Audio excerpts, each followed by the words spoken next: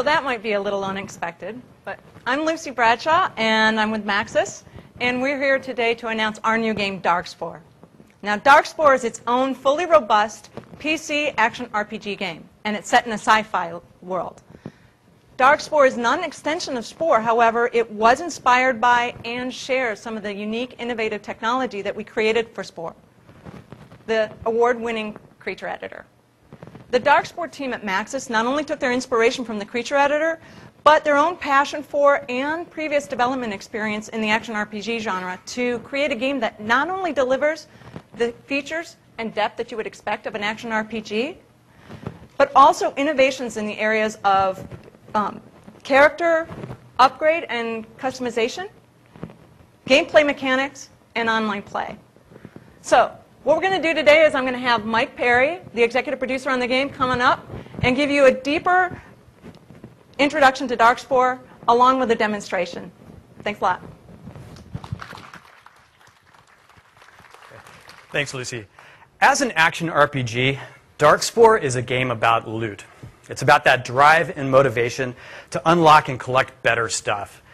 And where Darkspore is unique is that it's about building a collection of genetic heroes, living weapons, each of which that has a unique set of abilities that can be used in combat and battle, and about collecting parts to upgrade and customize those genetic heroes.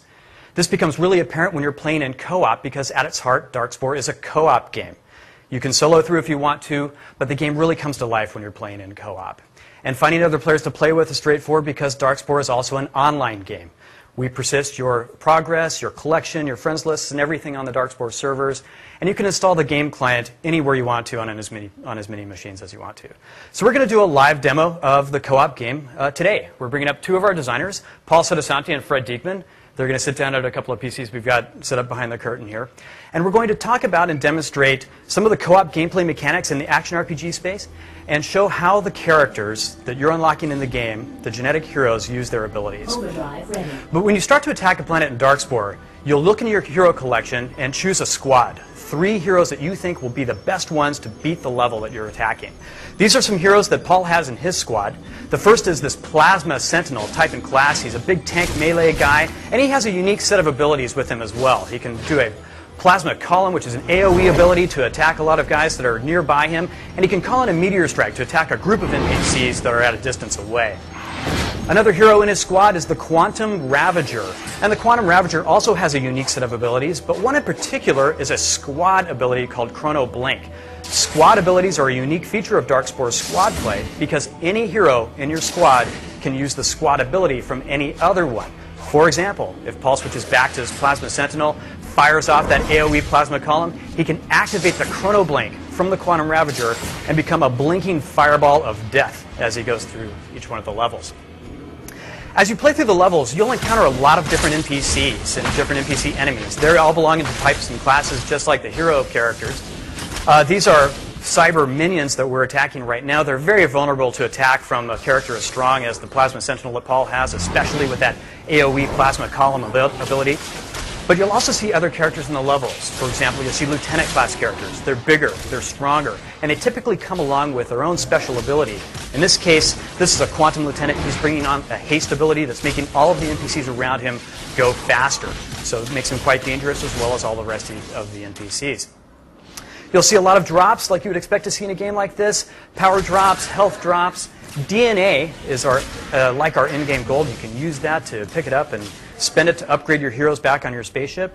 And you can even pick up things called catalysts. These are temporary buffs that let you quickly level up your heroes and all of your squad and even share these buffs with other players as you're playing through the levels.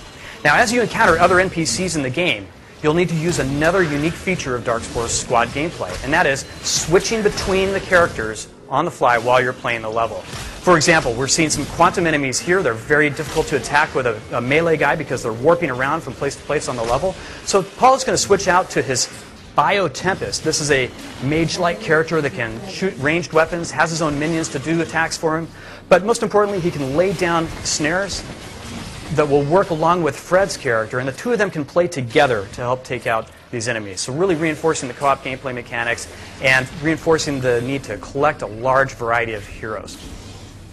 Another co-op mechanic we have is with Darkspore Agents. These are enemies that will spawn in and entrap other players, so you'll need to get help from your co-op player to free yourself while you're vulnerable, being trapped by that agent. Fred is using his leech life. Thanks, Fred, you did. Using leech life to destroy the Darkspore agent. And finally, Darkspore is heavy about replay. You'll be replaying a lot of the levels to go back and collect a lot of the different loot that we have in the game. And we support replay with an AI director that we've programmed for the game. The AI director watches how you're playing the game.